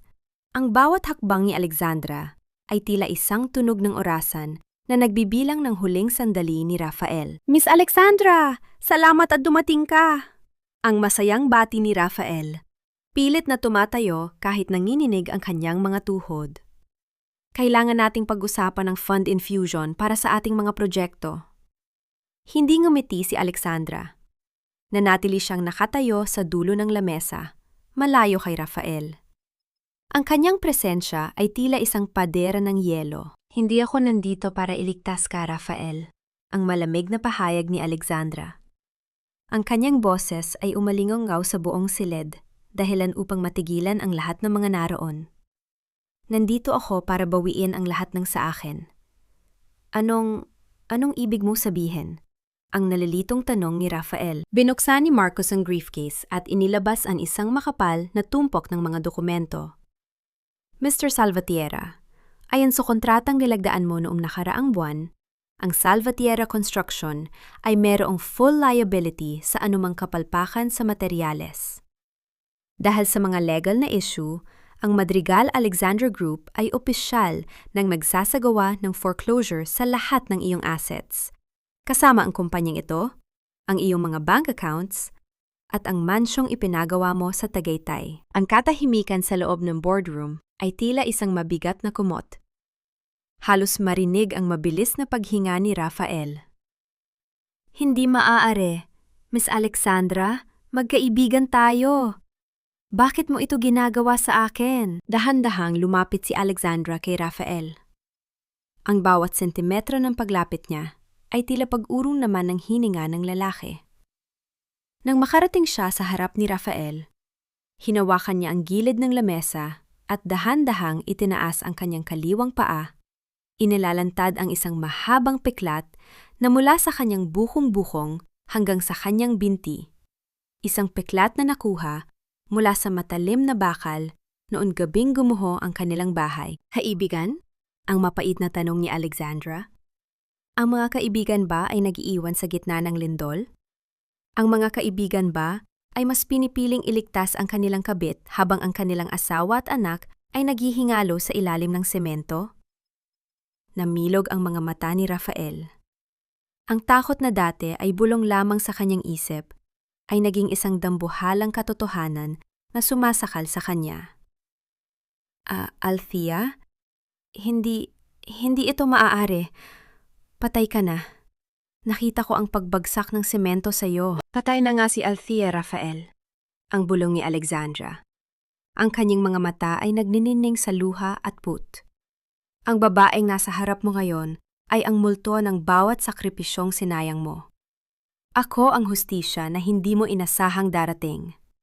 Biglang bumukas ang pinto at pumasok si Bianca, galit na galit, at may dalang mga shopping bags.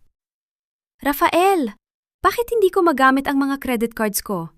Sabi ng bangko, frozen daw ang mga accounts natin. Napatigil si Bianca nang makita si Alexandra na nakatayo malapit kay Rafael. Ang tensyon sa silid ay tila kuryenteng dumaloy sa kanyang katawan. You! Ang turo ni Bianca kay Alexandra. Sino ka ba talaga? Anong ginawa mo sa pera namin? Hindi siya pinansin ni Alexandra. Tumingin lang siya sa mga board members. Mula sa sandaling ito, ang Salvatierra Construction ay pag-aari na ng Madrigal Group. Mayroon tayong 1 oras para iligpit ang inyong mga gamit, lalo na kayong dalawa. Inihagis ni Alexandra ang isang maliit na susi sa lamesa. Iyan ang susi ng isang maliit na apartment sa isang squatters area. Doon kayo nararapat, sa lugar na kasing dilim at kasing dumi ng inyong mga kaluluwa.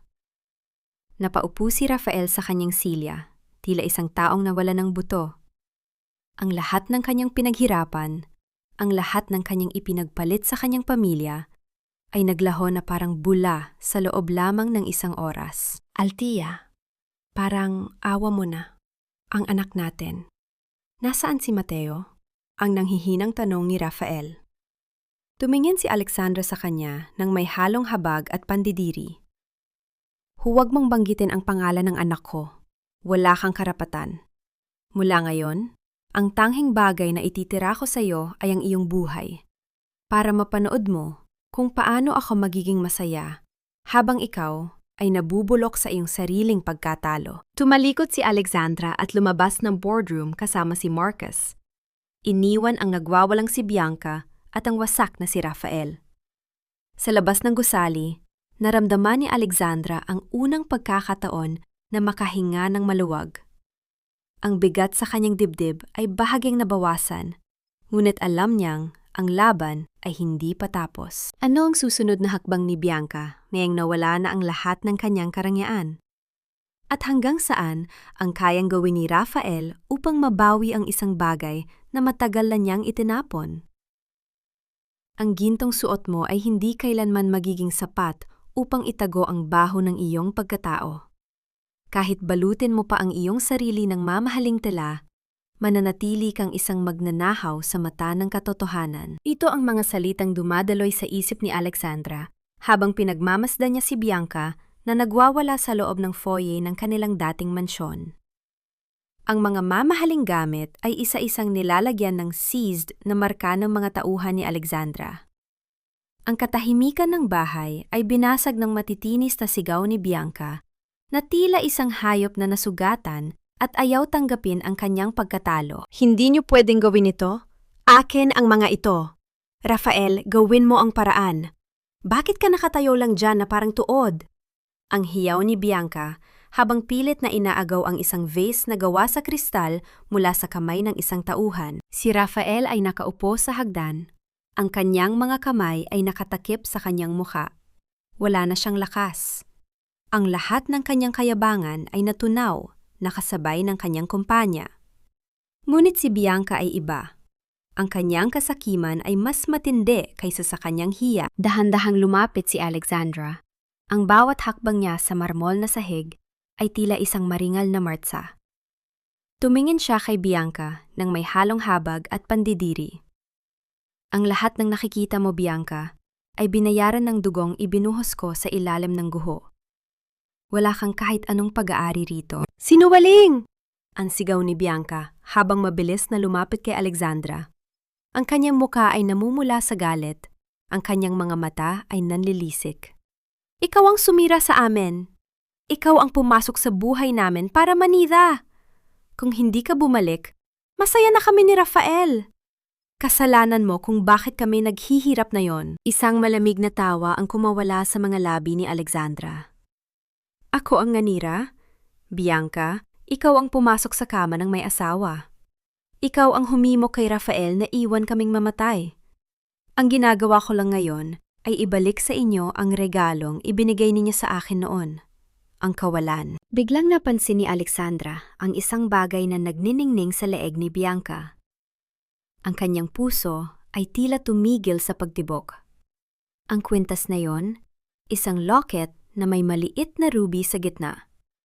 Iyon ang huling regalong ibinigay sa kanya ng kanyang yumaong ina bago ito pumanaw. Akala niya ay nawala ito sa lindol, ngunit narito, suot ng babaeng sumira sa kanyang pamilya. Hubarin mo ang kwintas na yan, ang utos ni Alexandra. Ang kanyang boses ay naging kasing talim ng labaha. Ayoko, akin ito. Pinigay ito sa akin ni Rafael bilang tanda ng pag-ibig niya. Ang pagmamayabang ni Bianca habang mahigpit na hinahawakan ang locket.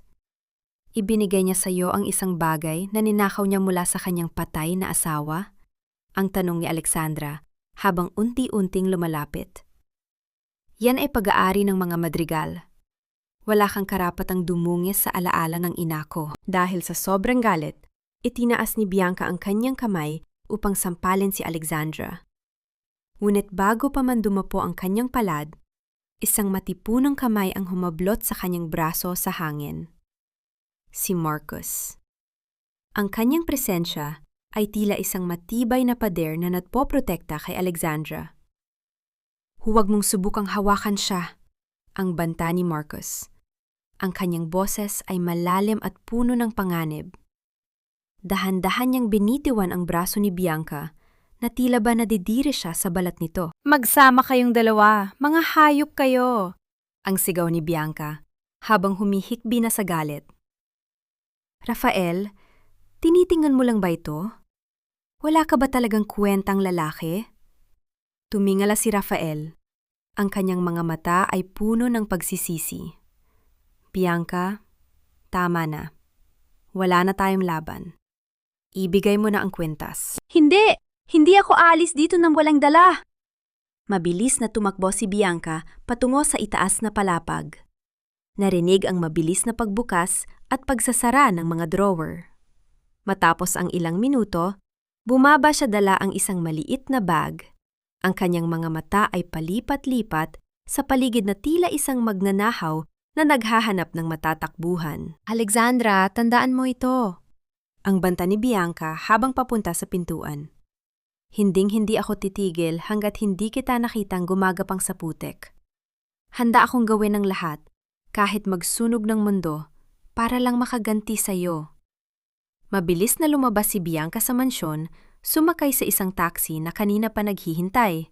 Dala ang ilang alahas at perang na itago niya sa loob ng bag. Hindi na niya nilingon si Rafael, na nananatiling nakaupo sa hagdan, mag-isa at wasak. Tumingin si Alexandra sa pintong pinagsara ni Bianca. Ang bawat salita ng babae ay tila isang malamig na hangin na nagbabala ng susunod na bagyo. Hayaan mo siya, Alexandra, sabi ni Marcus habang inilalagay ang kanyang kamay sa balikat ng babae. Wala na siyang kapangyarihan. Hindi, Marcus, ang mahinang sagot ni Alexandra. Ang isang taong wala nang mawawala ay ang pinakamapanganib na kalaban. Hindi pa tapos si Bianca, at hanggang hindi siya nadadala sa katarungan, hindi ako makakatulog ng mahimbing. Isang katahimikan ang bumalot sa malawak na mansyon. Ang bawat sulok ay tila nagbubulong ng mga alaala ng nakaraan. Mga alaalang ngayon ay tuluyan ng nabura ng katotohanan. Ngunit sa gitna ng tagumpay ni Alexandra, may isang katanungan na nananatili. Saan nakuha ni Bianca ang lakas ng loob na magbanta ng ganoon katindi? Anong alas na hawak niya na hindi pa alam ni Alexandra? Huwag mo akong talikuran ng ganyan. Aminin mo sa akin, ikaw siya, di ba? Ikaw ang asawa ko. Ang boses ni Rafael ay tila isang sugatang hayop na umaalulong sa gitna ng madilim at basang gabi. Ang ulan ay malakas na bumubuhos. Ang bawat patak nito ay tila maliliit na karayom na tumatama sa balat. Nakatayo si Alexandra sa labas ng gusali ng Madrigal Group, hawak ang isang itim na payong, habang si Rafael ay basang-basa, ang kanyang buhok ay nakadikit sa kanyang noo, at ang kanyang mga mata ay punong-puno ng desperasyon at hapis. Dahan-dahang humarap si Alexandra. Ang liwanag mula sa poste ng ilaw ay nagbibigay ng isang nakatatakot na anino sa kanyang mukha. Sa loob ng ilang sandali, tanging ang tunog ng malakas na ulan na tumatama sa semento at ang mabilis na paghinga ni Rafael ang naririnig. Ano ang kailangan mo, Mr. Salvatierra? Hindi pa ba sapat ang lahat ng nakuha ko sa'yo? Bakit kailangan mo pang magmakaawa sa gitna ng ulan? Ang malamig na tanong ni Alexandra. Ang bawat salita niya ay tila yelo na humahalo sa lamig ng gabi. Hindi ko kailangan ang pera. Hindi ko kailangan ang kumpanya. Ang sigaw ni Rafael habang humahakbang siya palapit kahit na hinarang siya ng isang bodyguard. Ang gusto ko lang ay ang katotohanan. Ang boses mo, ang peklat sa binti mo, ang paraan ng pagtingin mo sa akin na puno ng put. Althea, alam kong ikaw yan. Please, just look at me and tell me the truth. Isang mapait na ngiti ang sumilay sa mga labi ni Alexandra. Ibinaba niya ng bahagya ang kanyang payong, hinahayaan ng ilang patak ng ulan na mabasa ang kanyang pisingi. Isang pakiramdam na nagpaalala sa kanya ng mga luhang ibinuhos niya sa ilalim ng madilim na guho. Katotohanan? Ang ulit ni Alexandra, habang ang kanyang boses ay unti-unting nagbabago, nagiging mas malalim at mas pamilyar. Gusto mo ba talagang marinig ang katotohanan mula sa labi ng babaeng itinuring mong patay? Gusto mo bang malaman kung ano ang naramdaman ko nang makita ko ang likod mo? Habang tumatakbo ka palayo, dala ang babaeng mas mahalaga sa'yo kaysa sa aming mag-ina? Napatigil si Rafael. Ang kanyang buong katawan ay nanginghinig, hindi habel sa lamig, kundi dahil sa matinding katotohanang sumasampal sa kanya. Althea, patawarin mo ako. Natakot ako. Hindi ko alam ang gagawin ko. Natakot ka? Ang pasigaw na tanong ni Alexandra. Ang kanyang pagtitimpi ay tuluyan ng pumanaw. Natakot ka para sa sarili mo. Pero si Mateo, ang anak mo, hindi ka ba natakot para sa kanya? Habang naghihingalo kami sa ilalim ng semento, habang ang bawat hininga namin ay puno ng alikabok, ang tanging pangalan na tinatawag namin ay Rafael. Pero ang Rafael na yon ay mas abala sa pag-aalaga sa gasgas sa braso ni Bianca. Lumapit si Alexandra kay Rafael. Pinaliwala ang ulan. Ang kanilang mga muka ay magkalapit na, sapat na para makita ni Rafael ang apoy ng paghihiganti sa mga mata ng kanyang asawa. Ako ang asawang iniwan mong mamatay, Rafael. Ang bulong ni Alexandra. Bawat pantig ay tila isang saksak ng kutsilyo. Ako ang babae nagmahal sa iyo ng buong buo. Ngunit itinapon mo lang na parang basura sa gitna ng trahedya. Namatay ang Althea na kilala mo sa gabing yon. Ang kaharap mo ngayon ay ang multong ikaw mismo ang lumika. Humagulgol si Rafael. Ang kanyang mga binti ay tuluyan ng nawalan ng lakas at dahan-dahan siyang lumuhod sa basang kalsada. Ang kanyang mga kamay ay nakasubsob sa putik, habang ang ulan ay patuloy na naghuhuga sa kanyang mga luha. Ang imahe ng isang matagumpay na negosyante ay tuluyan ng naglaho. Ang tanging natira ay isang lalaking wasak ang kaluluwa. Patawad, Althea. Kuhanin mo na ang lahat sa akin. Huwag mo lang kuhanin ang pagkakataong makita ang anak ko. Ang pagsusumamo ni Rafael sa pagitan ng kanyang mga hikbi. Hayaan mo akong bumawi sa kanya. Hayaan mo akong maging ama. Tumingin si Alexandra sa kanya mula sa itaas. Ang kanyang puso ay kumikirot, ngunit hindi dahil sa pagmamahal, kundi dahil sa matinding pagod. Ang paghihiganti ay tila hindi kasing tamis ng inakala niya. Kapag ang kalaban mo ay nasa paanan mo na at wala ng laban. Wala ka nang babalikan, Rafael. Ang huling sabi ni Alexandra bago tumalikod. Ang isang ama ay hindi nang iiwan sa gitna ng lindol. Para kay Mateo, ang kanyang tunay na ama ay si Marcos. Ang lalaking hindi bumitaw sa amin nang kailangan namin ng kamay na hahango sa amin sa dilim. Pumasok si Alexandra sa kanyang sasakyan at ang pintuan ay nagsara ng may isang matunog na tunog ng pinalidad. Habang umaandar ang sasakyan palayo, nakita niya sa side mirror ang figura ni Rafael, isang maliit at kawawang anino sa gitna ng malawak at madilim na kalsada, patuloy na lumuluhod sa ilalim ng walang tigil na buhos ng ulan. Ang katotohanan ay nailabas na, ngunit ang sugat ay nananatiling bukas. Hanggang kailan kayang dalhin ni Alexandra ang bigat ng kanyang nakaraan? At ano ang susunod na gagawin ni Rafael na yung alam na niyang ang kanyang buhay ay isang malaking kasalanan na walang kapatawaran? Kung hindi ako magiging masaya, sisiguraduhin kong wala ka ring babalikang kaligayahan, Althea. Kinuha mo ang lahat sa akin. Ang pera, ang karanyaan, at si Rafael. Ngayon, kukunin ko ang kaisa-isang bagay na nagpapatibok sa puso mo. Ang boses ni Bianca ay tila galing sa isang madilim na hukay, garalgal at puno ng baliw na pagnanasa para sa paghihiganti. Nakatayo siya sa loob ng isang abandonadong bodega sa gilid ng pantalan, kung saan ang amoy ng kalawang at alat ng dagat ay humahalo sa amoy ng kanyang sariling desperasyon. Sa kanyang harap, nakatali sa isang maliit na silya ay si Mateo. Ang bata ay may busal sa bibig, ang kanyang malalaking mata ay punong-puno ng luha at takot.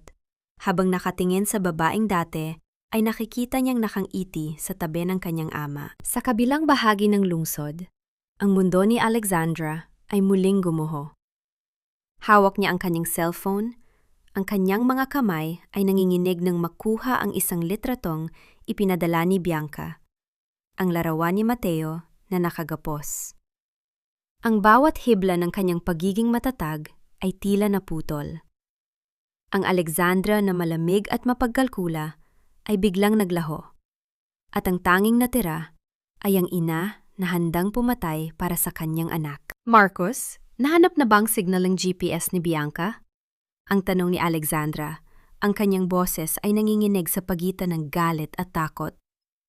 Malapit na tayo, Alexandra. 5 minuto na lang. Sagot ni Marcos habang mabilis na nagmamaneho. Ang kanyang muka ay seryoso at puno ng tensyon. Nang makarating sila sa bodega, ang katahimikan ng paligid ay tila isang babala. Pumasok si Alexandra nang walang pag-aalinlangan. Binaliwala ang panganib. Nakita niya si Bianca na nakatayo sa gitna ng silid, hawak ang isang matalim na piraso ng basag na bote na itinutok niya sa leeg ni Mateo. Ang buhok ni Bianca ay gulo-gulo, ang kanyang damit ay marumi, at ang kanyang mga mata ay nanlilisik sa galit. "Huwag kang lalapit!" ang sigaw ni Bianca. Ang kanyang boses ay umalingaw-ngaw sa malawak na bodega. "Isang hakbang pa, Alexandra, at sisiguraduhin kong hindi mo na mayayakap ang anak mo ng buo." "Bianca, parang awa mo na.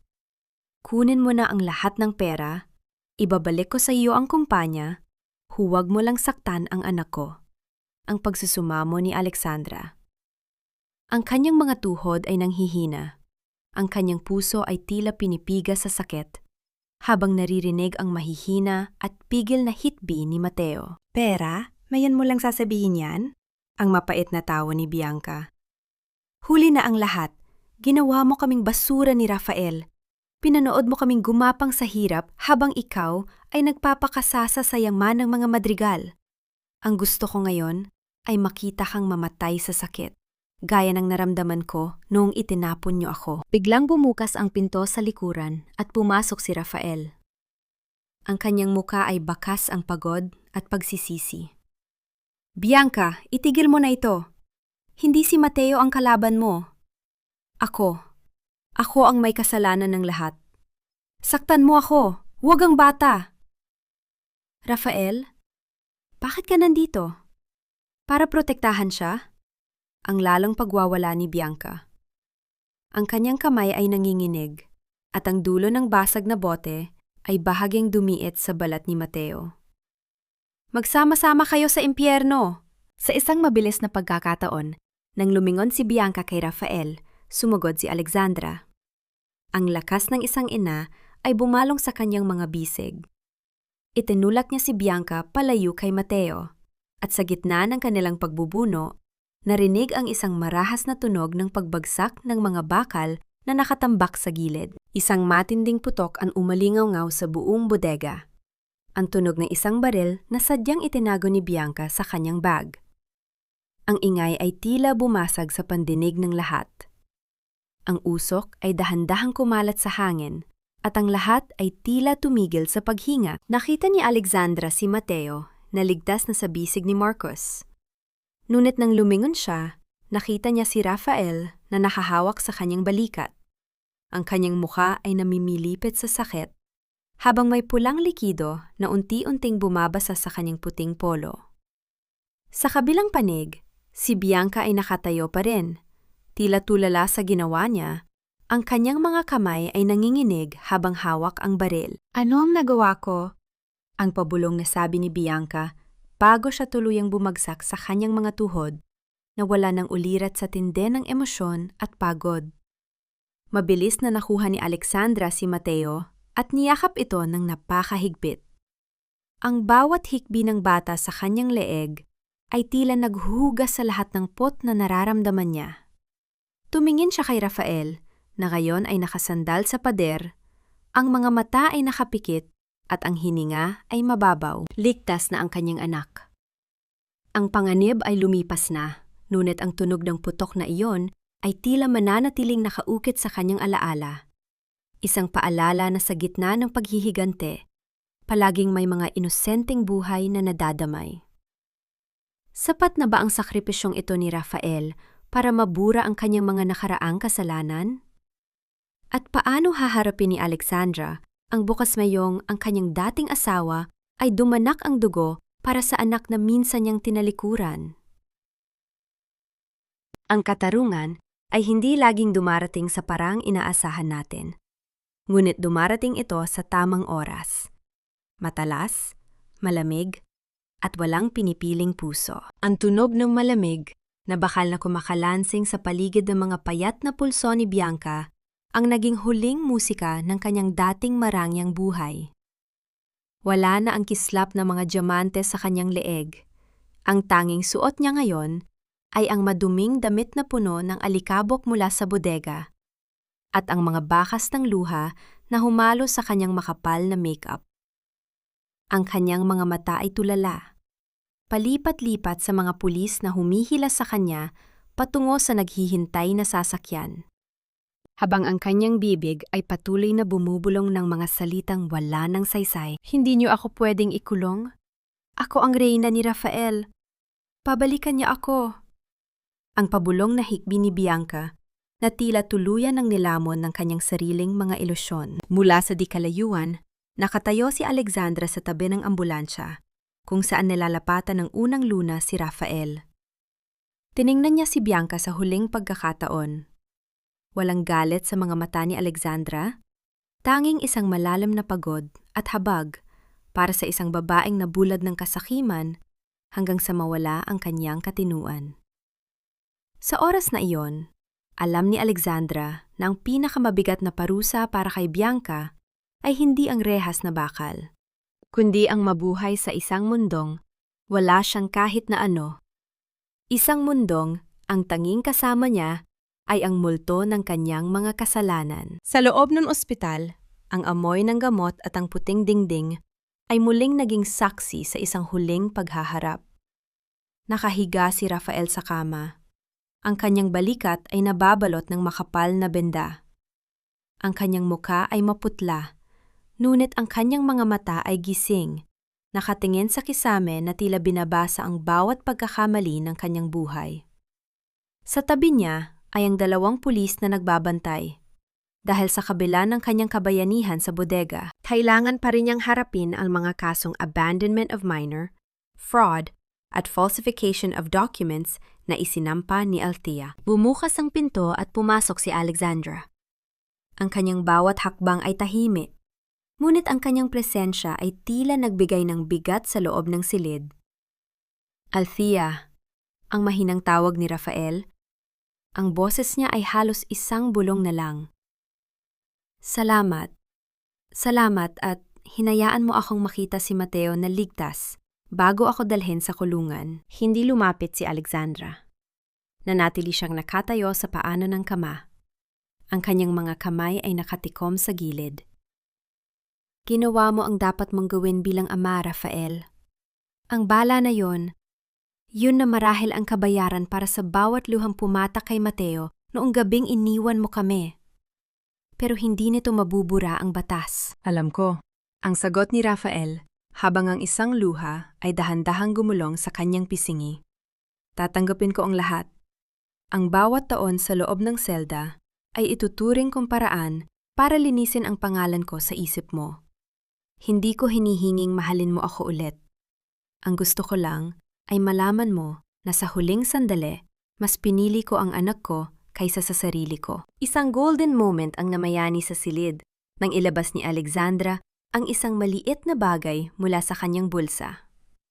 Ang kulay asul na panyo na may burda ng pangalan ni Rafael, ang panyong hawak-hawak niya noong siya ay nasa ilalim ng guho.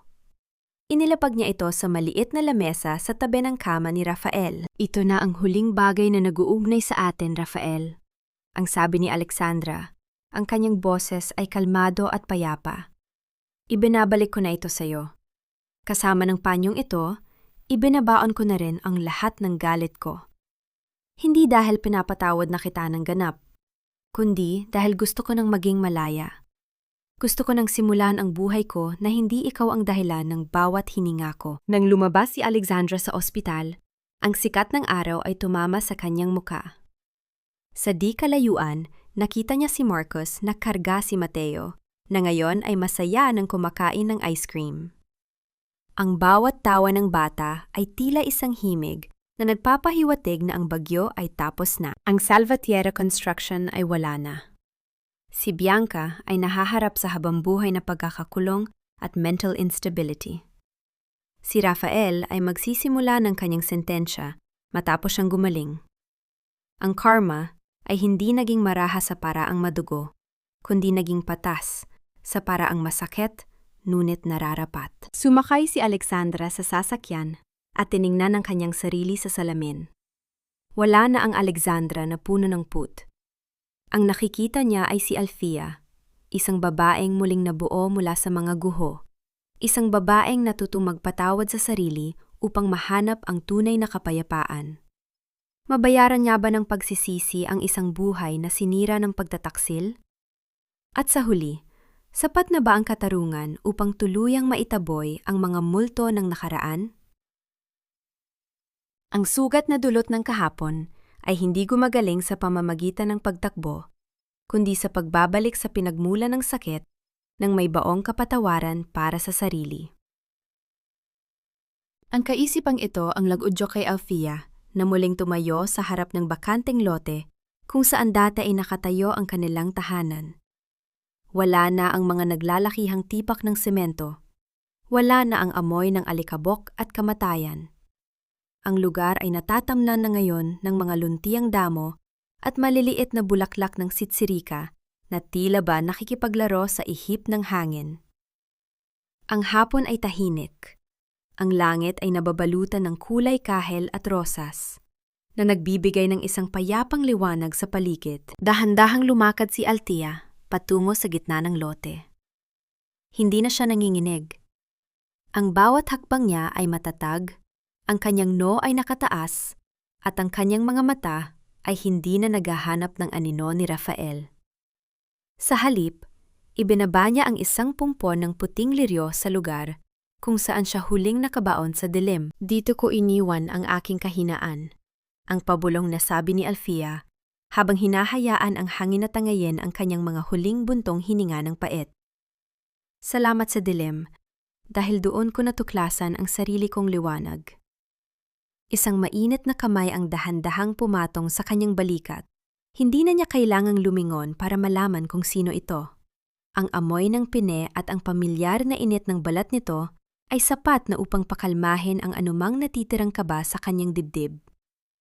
Si Marcos. Thea, handa na si Mateo. Gusto na niyang pumunta sa Pampang para panuurin ang paglubog ng araw. Ang malambing na sabi ni Marcos. Ang kanyang boses ay tila isang banayad na kanta na nag-aanyaya ng kapayapaan. Ngumiti si Alfia at humarap sa lalaking hindi kailanman bumitaw. Salamat, Marcos. Salamat sa hindi pagsuko sa akin, kahit na ako mismo ay sumuko na sa sarili ko. Dinala sila ni Marcos sa isang tahimik na baybayin sa Batangas, malayo sa ingay ng lungsod at sa mga mapanghusgang mata ng lipunan. Habang si Mateo ay masayang nagtatakbo sa buhanginan, hinahabol ang maliliit na alon na humahalik sa kanyang mga paa. Sina Althea at Marcos ay naglalakad ng magkahawak kamay. Ang bawat daliri na magkakasalungat ay tila mga hibla ng bagong pag-asa na muling hinahabi ng tadhana. Tia, alam kong marami ka ng pinagdaanan. Ang simula ni Marcos, habang tumitigil sila sa harap ng dambuhalang araw na unti-unti nang lumulubog sa abot tanaw. At alam ko ring ang puso mo ay tila isang lupang kakagaling lang sa lindol, puno ng bitak at takot na muling gumuho. Huminto si Marcos at hinarap si Alfia. Sa ilalim ng nag-aapoy na langit, ang mga mata ng lalaki ay nagminingning sa isang katapatang hindi kayang tumbasan ng anumang kayamanan. Dahan-dahan niyang inabot ang kanyang bulsa at inilabas ang isang simpleng singsing, isang gintong banda na may isang maliit na diamante, kasing linaw ng tubig sa dagat. Hindi kita iniligtas noon para maging bayani sa buhay mo, ang bulong ni Marcos. Ang kanyang boses ay nanginginig sa matinding emosyon. Iniligtas kita dahil ikaw ang aking buhay. Fia, hindi ko maipapangako na hindi na muling uulan, pero ipinapangako kong ako ang magiging silong mo sa bawat unos. Handa ka bang simula ng isang bagong kabanata kasama ako? Hindi bilang Alexandra, hindi bilang biktima, kundi bilang Alfia na mahal ko? Ang bawat salita ni Marcos ay tila isang haplos sa kaluluwa ni Alfia. Naramdaman niya ang pag-akyat ng init sa kanyang mga pisingi at ang mabilis na pagtibok ng kanyang puso. Isang kilig na akala niya ay kinalimutan na ng kanyang katawan.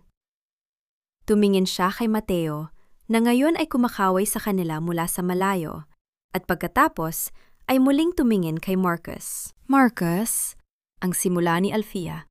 Ang kanyang mga mata ay nagsisimulang manubeg sa sobrang kaligayahan.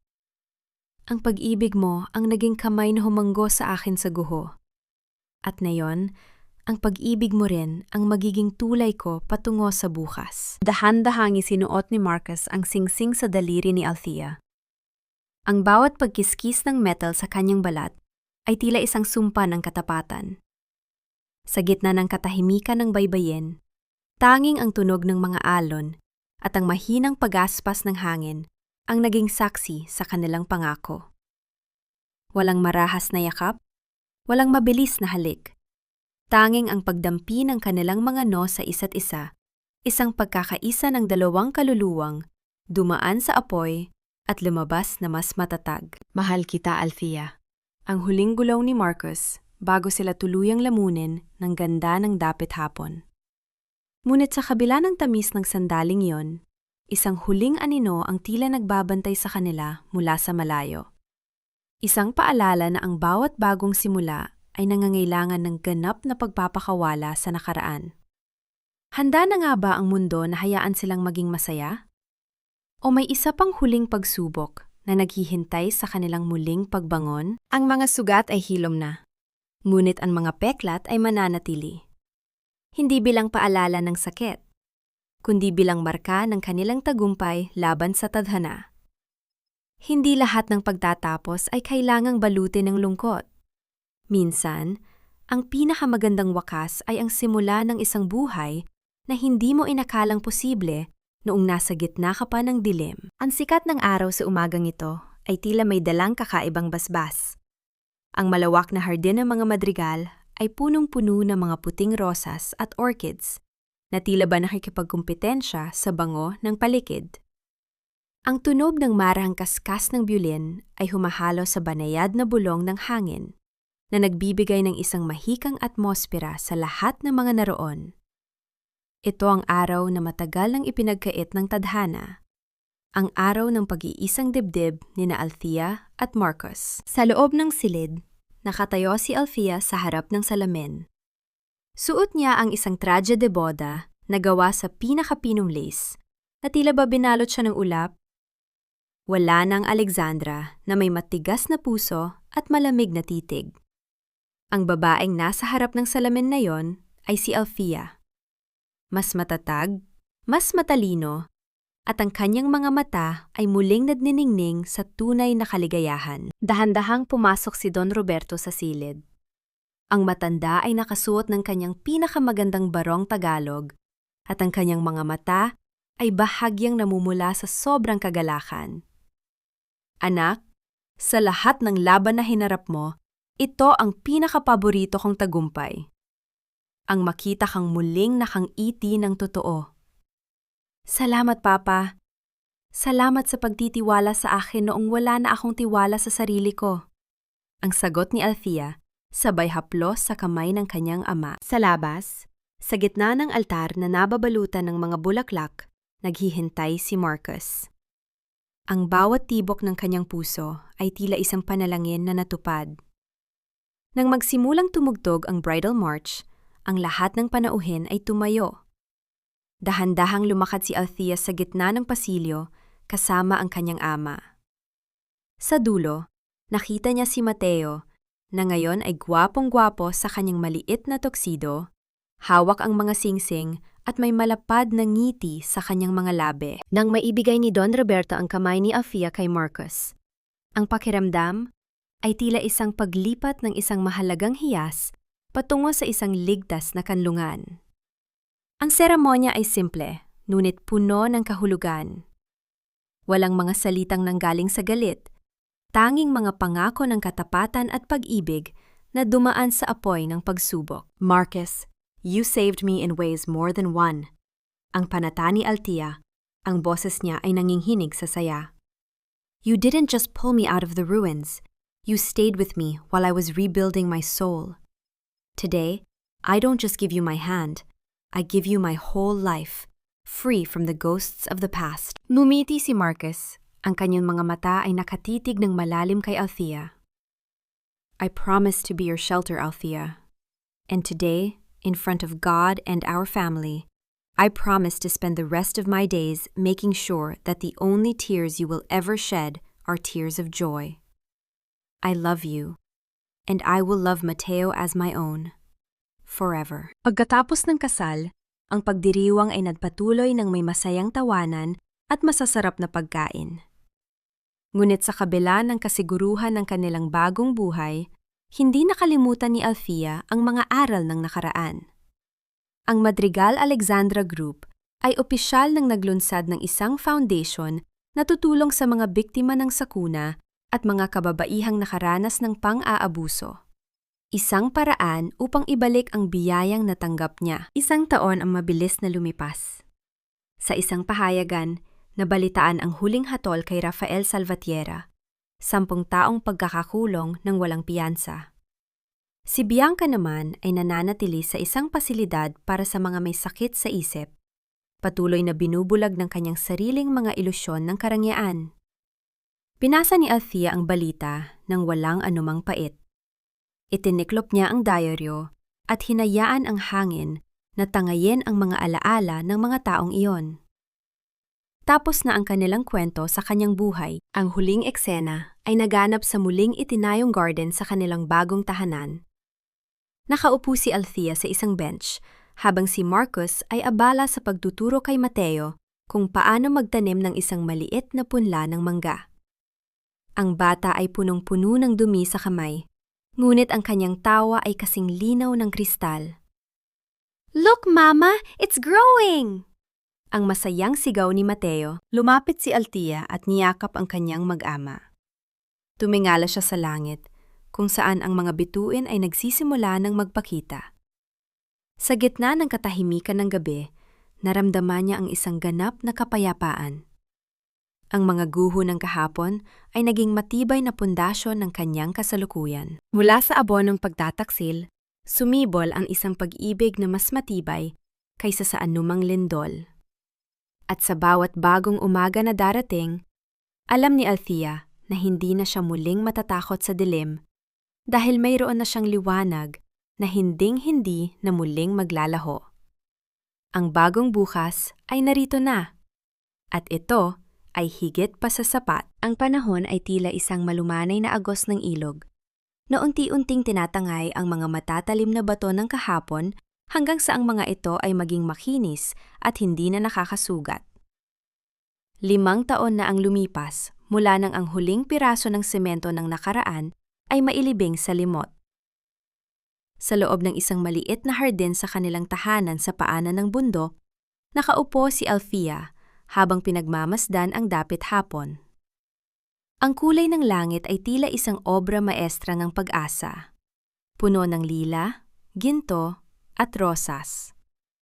Sa di kalayuan, naririnig ang masiglang boses ni Mateo, na ngayon ay isang matangkad at matalinong bata na.